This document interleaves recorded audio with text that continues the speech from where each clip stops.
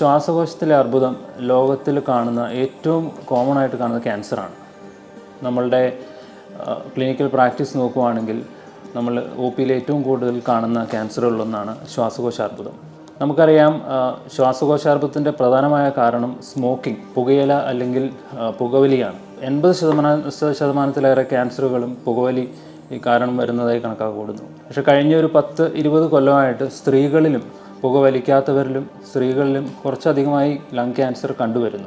മറ്റേത് ക്യാൻസർ പോലെയും പ്രാരംഭഘട്ടത്തിൽ കണ്ടെത്തിയാൽ പൂർണ്ണമായിട്ടും ഗുണപ്പെടുത്താൻ പറ്റുന്ന ഒരു ക്യാൻസറാണ് ശ്വാസകോശത്തിലെ അർബുദം. പക്ഷേ നിർഭാഗ്യവശാൽ 60% അല്ലെങ്കിൽ 70%-ലേറെ നമ്മളുടെ ലങ് ക്യാൻസർ രോഗികളും കുറച്ച് കൂടിപ്പോയ ഘട്ടത്തിലാണ് നമ്മൾ ഡയഗ്നോസ് ചെയ്യുന്നത്. പലപ്പോഴും നിരന്തരമായി നിൽക്കുന്ന ചുമ അല്ലെങ്കിൽ കഫത്തിൽ കാണുന്ന രക്തം ആണ് ഇതിൻ്റെ പ്രധാന ലക്ഷണങ്ങൾ. പക്ഷേ ഒ പിയിൽ അല്ലെങ്കിൽ ചികിത്സ തേടാൻ വൈകുന്നതുകൊണ്ട് ആണ് സ്റ്റേജ് വൈകി പോകുന്ന അല്ലെങ്കിൽ 4ാമത്തെ സ്റ്റേജിൽ 3ാമത്തെ സ്റ്റേജിലെല്ലാം ലങ് ക്യാൻസർ നമ്മൾ കൂടുതലായി കണ്ടുവരുന്നതിൻ്റെ കാരണം. 4ാമത്തെ സ്റ്റേജിലുള്ള ഒരു ലങ് ക്യാൻസർ നമുക്ക് ചികിത്സിച്ച് ഗുണപ്പെടുത്താൻ പറ്റുന്ന ഒരു സ്റ്റേജ് അല്ല. പക്ഷേ പല നൂതനമായ ചികിത്സാ രീതികളും ഇപ്പോൾ നമുക്കുണ്ട്.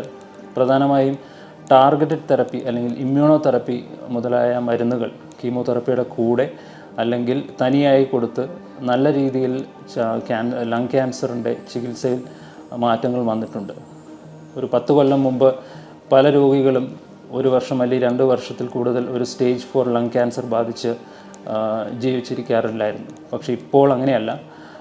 നമ്മൾ കാണുന്ന ഒരു നല്ല ശതമാനം രോഗികളും 2 വർഷം അല്ലെങ്കിൽ 3 വർഷത്തിൽ കൂടുതൽ കുഴപ്പമൊന്നുമില്ലാതെ തിരിച്ച് പഴയ ജീവിതത്തിലേക്ക് തിരിച്ചു വരുന്നതായി കാണാറുണ്ട്. അപ്പോൾ അത് പ്രധാനമായും ടാർഗറ്റഡ് തെറപ്പി അല്ലെങ്കിൽ ഇമ്മ്യൂണോ തെറപ്പി മുതലായ നൂതനമായ ചികിത്സാ രീതികളുടെ ഫലമായിട്ടാണ്. എന്താണ് ഈ ടാർഗറ്റഡ് തെറപ്പി?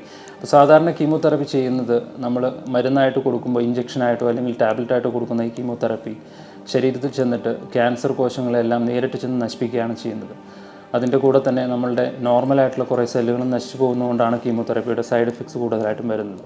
പക്ഷേ ഈ ടാർഗറ്റഡ് തെറപ്പി എന്ന് പറയുമ്പോൾ ലങ് ക്യാൻസർ കോശങ്ങളെ ടാർഗറ്റ് ചെയ്തുകൊണ്ടുള്ള മരുന്നുകളാണ്. അപ്പോൾ അതുകൊണ്ട് നോർമലായിട്ടുള്ള സെല്ലുകൾ നശിച്ചു പോകുന്നത് കുറവാണ്. അതുകൊണ്ട് താരതമ്യേന സൈഡ് എഫക്ട്സും അല്ലെങ്കിൽ പാർശ്വഫലങ്ങൾ കുറവാണ്. ഇമ്മ്യൂണോ തെറപ്പി അതുപോലെ തന്നെ ശരീരത്തിൻ്റെ തന്നെ പ്രതിരോധ ശക്തിയെ വർദ്ധിപ്പിച്ചുകൊണ്ട് പ്രതിരോധ ശക്തി ഉണ്ടാക്കുന്ന വെള്ളയണുക്കളുടെ കൗണ്ട് കൂട്ടിയിട്ട് ഈ പ്രതിരോധ ശക്തി ഉണ്ടാക്കുന്ന ഈ വെള്ളയണുക്കളാണ് ക്യാൻസർ കോശങ്ങളെ നശിപ്പിക്കുന്നത്. അതുകൊണ്ട് തന്നെ നോർമൽ സെല്ലുകൾ നശിച്ചു പോകുന്നത് കുറവും പാർശ്വഫലങ്ങൾ കുറവായിട്ടുള്ള ഒരു സംഗതിയാണ് ഇമ്മ്യൂണോ തെറപ്പി. അപ്പോൾ മുമ്പത്തെ വെച്ച് നോക്കുമ്പോൾ വളരെയേറെ വ്യത്യാസം വന്നിട്ടുണ്ട്. ഇപ്പോൾ ലങ് ക്യാൻസറിൻ്റെ ട്രീറ്റ്മെൻറ്റിൽ മറ്റ് പല ക്യാൻസറുകൾ പോലെ തന്നെ നല്ല രീതിയിൽ പേഷ്യൻറ്റിൻ്റെ സർവൈവൽ അല്ലെങ്കിൽ അതിജീവനം വ്യത്യാസം വന്നിട്ടുണ്ട്. പക്ഷേ എന്നിരുന്നാലും പ്രാരംഭഘട്ടത്തിൽ തന്നെ കണ്ടെത്തിയാൽ മാത്രമാണ് നമുക്കത് പൂർണ്ണമായിട്ട് ചികിത്സിച്ച് ഗുണപ്പെടുത്താൻ പറ്റുന്ന ഒരു സ്റ്റേജിൽ.